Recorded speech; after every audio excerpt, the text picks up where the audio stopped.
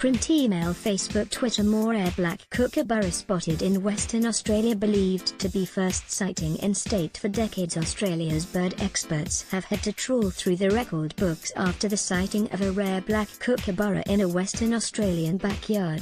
Amateur photographer Mike, surname withheld, said he could not believe it when he looked out the kitchen window of his Manjimup property, about 300 kilometers south of Perth, and spotted the rare bird.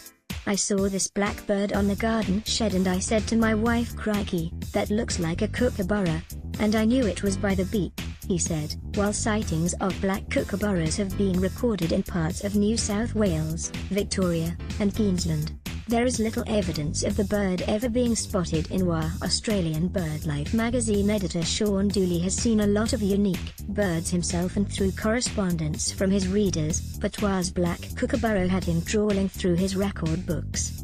"The two reports of black ones I have are from Brisbane and Sydney areas, but none from WA," Mr. Dooley said. One of country's first sightings was in WA. Bird experts around Australia agree the black kookaburra is very rare, but a WA-based ornithologist believes one of the country's first sightings was in Western Australia. Department of Biodiversity, Conservation and Attractions ornithologist Alan Borbidge said the existence of a black kookaburra was first documented in Australian literature in 1951. That bird was spotted in the WA town of Coolab, 100 kilometers south of Perth. There was a farmer named Angus Robinson in Coolab, and when it was brought to his attention he wrote it up in the Western Australian Naturalist, Mr. Burbidge said. "Since then, I don't know if there have been others, but I know of some reports from Victoria and southeast Queensland.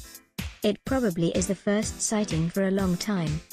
Genetic mutation can affect all birds. Experts are still trying to understand what makes some birds albino or completely black. Mr. Borbidge said their coloring was essentially the result of a genetic mutation. "What we know is that some mutations in birds can upset the production of pigments and result in excessive production of melanin, which is the very dark pigment," he said. Mr. Borbidge said while most people were aware of albino birds, black ones were rarer but were not confined to kookaburras. "Albino birds are about 20 times more common than black ones," he said. "You get black birds from other species groups as well, not just kookaburras." Black birds have been recorded from a whole range of bird groups, from pelicans to magpies and even some small songbirds.